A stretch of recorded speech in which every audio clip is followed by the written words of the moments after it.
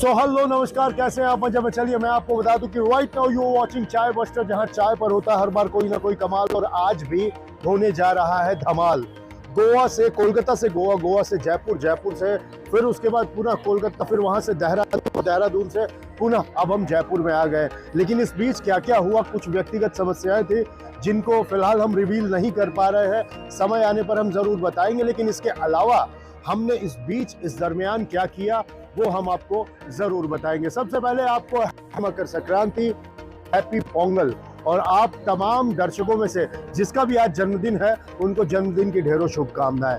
अब आइए करते हैं आज के इस एपिसोड की शुरुआत और दिखाते हैं किस तरह से जयपुर में मकर संक्रांति का त्योहार सेलिब्रेट किया जा रहा है। और उस बीच हमने भी पतंगबाजी का लिया लुत्फ, अंश, शशांक और गौरी के साथ।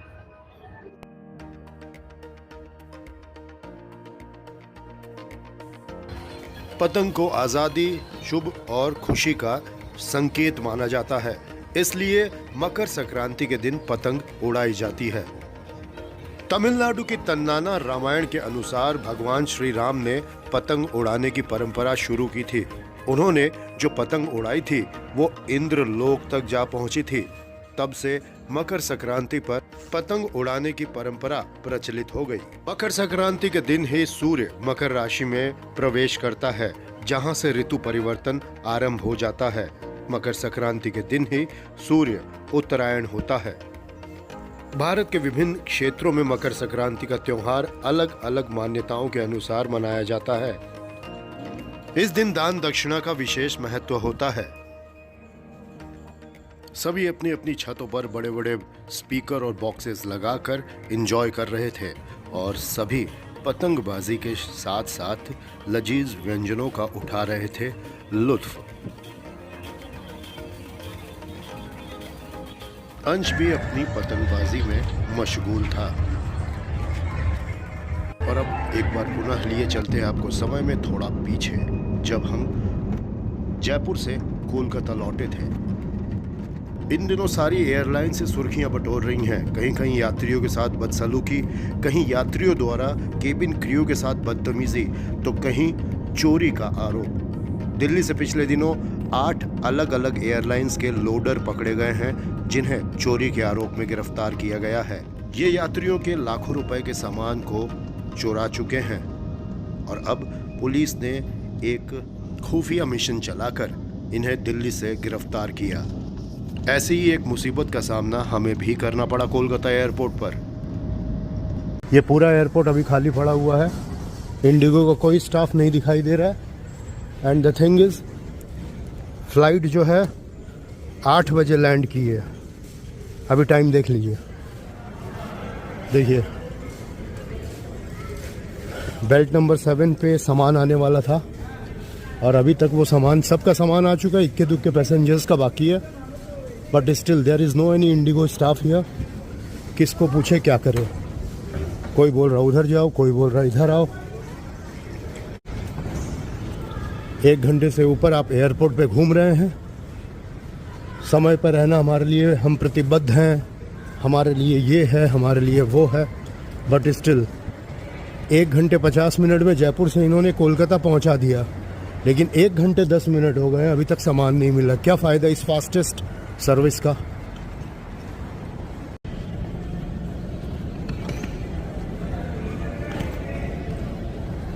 इंडिगो का कोई स्टाफ है?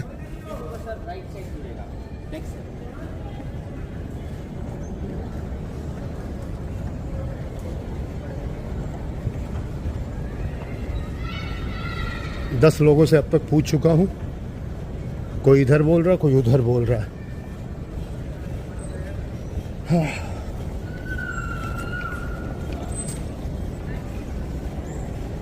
ये बेल्ट नंबर 7 है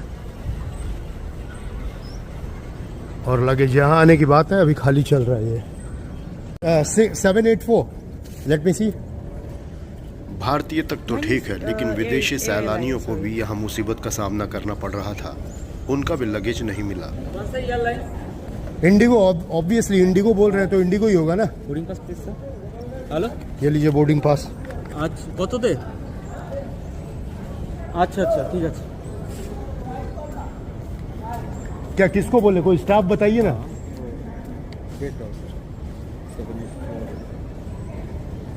एक घंटा 50 मिनट में जयपुर से यहाँ कोलकाता लाके फेंक दिया। 1 घंटा तक सामान का पता नहीं। 80 यही साथे दाঁড়াও এই দেখো। ये बेचारे छोटे मोटे ग्राउंड स्टाफ है जिनके हाथों में कुछ भी नहीं है। खैर हमें हमारा लगेज अगले दिन शाम 4 बजे मिला।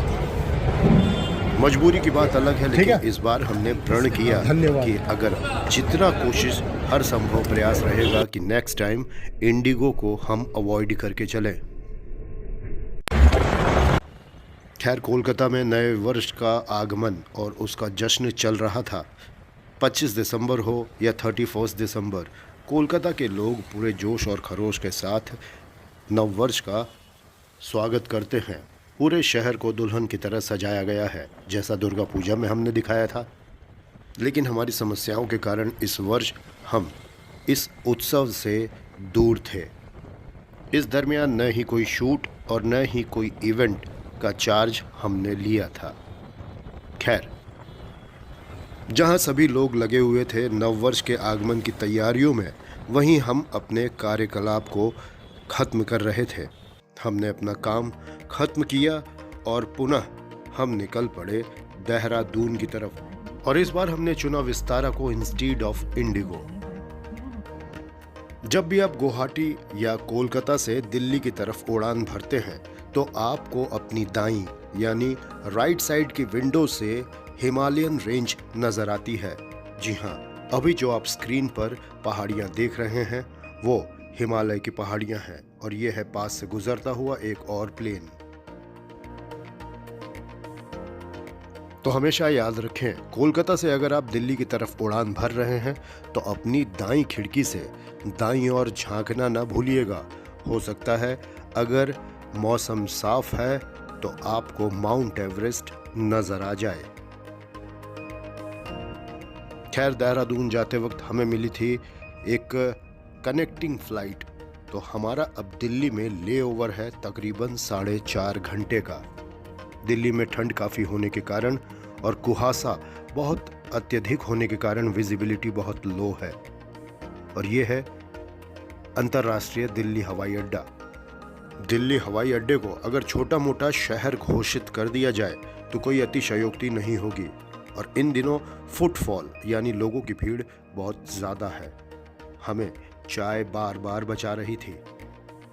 खैर 4 घंटे के इस हॉल्ट में हमें करना भी क्या था, हमें पहले पहुंचना था अपने गंतव्य तक यानी गेट नंबर 46 तक। वो भी एक काफ़ी कड़ी मशक्क़त थी। लेकिन गेट नंबर 46 ऐसे ही नहीं आने वाला था, वो काफ़ी दूर था। ये गनीमत है कि टर्मिनल 2 से टर्मिनल 2 तक ही पहुंचना है हमें। लेकिन अगर टर्मिनल 2 से टर्मिनल 3 तक जाना होता तो हमारी आधी जान निकल जाती। खैर अभी टर्मिनल 2 की तरफ यानी टर्मिनल 2 में ही हम अपने गेट नंबर 46 की तरफ हैं अग्रसर और हमारा गेट हमें नज़र आएगा कुछ ही देर में। आखिर काफ़ी भाग दौड़ के बाद गेट नंबर 46 नज़र आया और यहाँ से हमने बोर्ड कर ली फ्लाइट और हम उतर चुके हैं देहरादून में।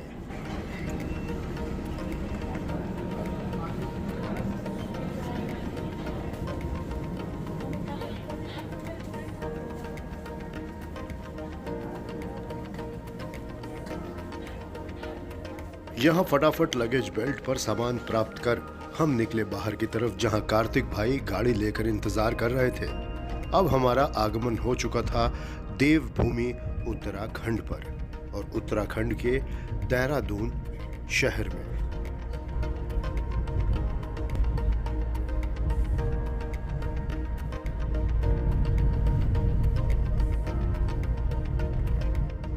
देहरादून पहुंचकर एक ही एक्साइटमेंट सबसे ज़्यादा था कि अंश के साथ सबसे पहले मुलाकात करना। और मुझे नहीं पता था कि अंश घर के बाहर ही मेरा इंतज़ार कर रहा है। और यहाँ आकर चाय पीकर हम निकल पड़े घूमने फिरने के लिए। अमन, अक्कू और अंश के साथ हम पहुंचे सेंट्रियो मॉल, जहां अंश की फेवरेट जगह यानी गेमिंग जोन पहुंचकर हमने बहुत सारे गेम का लुत्फ उठाया।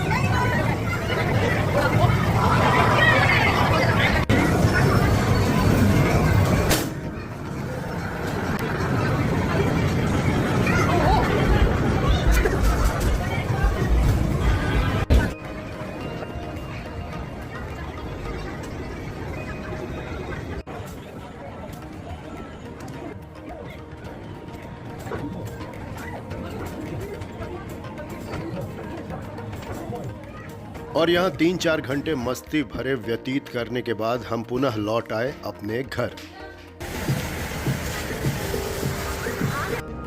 क्या बोल छोरा गला काम रहना है। अभी आवाज मुंह से निकल नहीं रही है, बात नहीं की जा रही है। यहाँ पे मौसम ऐसा है, ठीक है। और अभी हम लोग कहाँ जाके आए थे? मॉल जाके आए हैं। मॉल जाके आने के बाद जो है अभी रात के 11 बज रहे हैं और अभी तक हमने खाना वाना कुछ भी नहीं खाया है। अंश जो है अपने फास्ट फूड खा रहा है, एक बिस्किट, ब्रेड का एक टुकड़ा, आधा बिस्किट है ना, इससे पेट भर जाता है ना। Very good baby. और यहाँ ठंड जो है वो बहुत भयानक है। ये पता नहीं, ये अमन के घर की लकड़ियाँ को पुरानी चेयर थी, उसे ही हमने जला डाला, उसका दहन कर दिया हमने। और अब जो है यहाँ पर देहरादून में अभी फिलहाल कितनी डिग्री है ठंड? 60 डिग्री ठंड है, जो कि अभी 1 घंटे के बाद 6 हो जाएगी, उसके 1 घंटे बाद वो 5 हो जाएगी, उसके बाद वो कितनी डिग्री होगी पता नहीं, क्योंकि आधे 1 घंटे के बाद हम सब बिस्तर में जाने वाले मोटे कंबल में। लेट्स सी क्या होता है, कैसे सरवाइव करते हैं। सर्वाइवल के लिए ये स्ट्रैटेजी। और हमें देहरादून। तो अब आप ताप रहे हैं, बाहर का भी कुछ मंजर जो है वो हम आपको दिखाते हैं थोड़ी।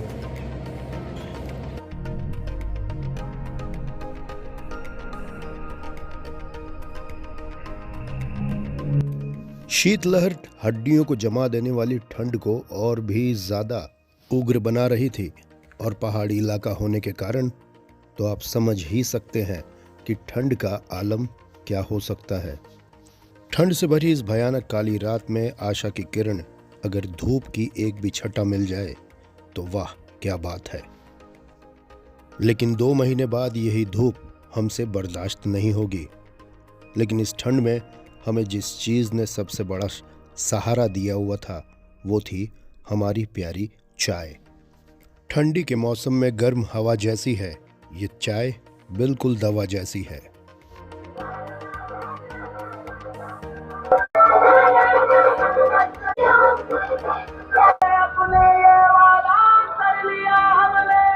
कौन है ये लोग? कचरे वाले? नहीं बेटा, वो सफाई वाले। कचरे वाले तो हम हैं, ये कचरा हम करते हैं। तो आप भी ध्यान रखिए कि जितना कम से कम हो कचरा करें। और थोड़ा सा स्क्रिप्टेड लग रहा है ना, लेकिन ये है। और क्या है, बस बोलने का यही मकसद है कि जितना ज़्यादा हो सके सफाई का ध्यान रखें, क्योंकि जितनी ज़्यादा सफाई रहेगी उतना ही ज़्यादा आप स्वस्थ रहेंगे। क्योंकि आजकल बहुत सारी बीमारियां जो फैल रही हैं वो सिर्फ और सिर्फ गंदगी के कारण फैल रही हैं। कोरोना भी इसका बहुत बड़ा एक उदाहरण रहा, जिसको हमने भोगा, जिसको हमने सरवाइव किया। और हम में से कई लोग ऐसे हैं जो हमारे बीच नहीं रहे, जिनको हम दोबारा ज़िंदगी में ला तो नहीं रख सकते, लेकिन एक चीज़ ज़रूर कर सकते हैं कि जितने लोग हैं उनके साथ हम स्वस्थता के साथ और साफ सफाई के साथ उनके साथ हम अपना जीवन यापन कर सकें। तो इस बात का रखें ख्याल। और देहरादून, जैसा कि हमने आपको बहुत बार पहले बताया है कि देहरादून में हमने एक बहुत बड़ा पखवाड़ा, एक बहुत बड़ा वक्त कोरोना के समय बिताया है। वो मजबूरी में ही हमने बिताया रहा शायद, लेकिन उसके बावजूद भी उस समय को हमने बहुत अच्छा व्यतीत किया और हमने बहुत सारे सीनरीज दिखाए थे। ये जो पीछे आप देख रहे हैं पूरा ये पूरी जो जितने भी ये पीछे पहाड़ और पहाड़ों पर ये जो पेड़ वगैरह दिख रहे हैं, ये पूरी श्रृंखला जो है वो राजाजी नेशनल पार्क से जाकर जुड़ती है। घना जंगल है, वहाँ टाइगर्स या लायन तो नहीं मिलते, लेकिन इसके बावजूद वहाँ तेंदुए वो ज़रूर आते हैं। और वो जो सड़क को पार करके जो वहाँ फेंसिंग वगैरह की हुई है और सरकार के द्वारा जो दीवार वगैरह लगाई हुई है, उसे भी छलांग मार कर वो इस पार आ जाते हैं। और ये व्यू मैं आपको दिखा रहा हूँ फ्रंट व्यू करके, ये पूरा, और उधर में पहाड़ भी हैं। और इसके बावजूद ये आप देखिए पीछे में उस तरफ भी बहुत सारे पहाड़ है जो अभी ओस के कारण और बर्फ के कारण नज़र नहीं आ रहे हैं। हल्का सा जूम करता हूँ, शायद कुछ हद तक इसमें मैं कंट्रास्ट बढ़ाने की कोशिश करूँगा, कलर वगैरह बैलेंस करूँगा थोड़ा सा एडिट में, जिससे कि आप शायद कुछ देख पाएँ। वो जो सामने वो जो पूरा इलाका है, ये जो पूरा इलाका है जो सामने आप देख पा रहे हो, ये मसूरी है। वो सामने जो दिखाई दे रहा है वो मसूरी है, जो अभी कवर्ड है पूरी तरह से, बर्फ से नहीं, ओस के कारण। और ये जो मैंने आपको दिखाया था, ये इस तरफ से जो पूरा आगे तक फैला हुआ है, राजाजी नेशनल पार्क से कनेक्टेड है, घना जंगल। उससे मेरा क्या फायदा?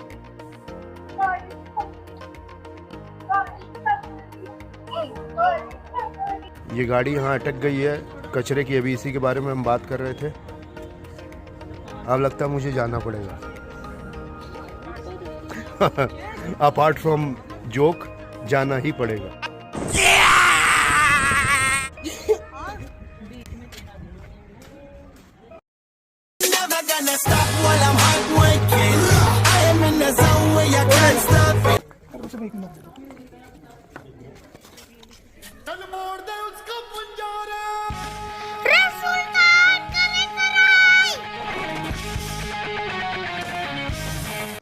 अंश हमें ऊपर छत से बूस्ट अप कर रहा था।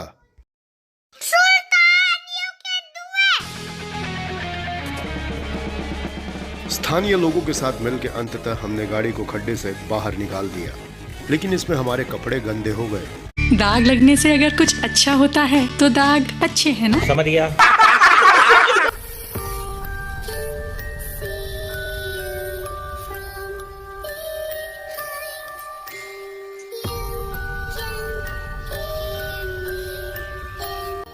हड्डियों को जमा देने वाली ठंड से निकलकर अब हम अंश और उसके मम्मी पापा के साथ निकल रहे थे जयपुर की तरफ। लेकिन ये भी काफी चैलेंजिंग होने वाला था, क्योंकि रास्ते में थी बहुत ज्यादा ठंड और बहुत ज्यादा कुहासा भी, जिसे चीर कर हम पहुंचे जयपुर। और फिर हमने सबसे पहले मनाया यहाँ मकर संक्रांति का पर्व।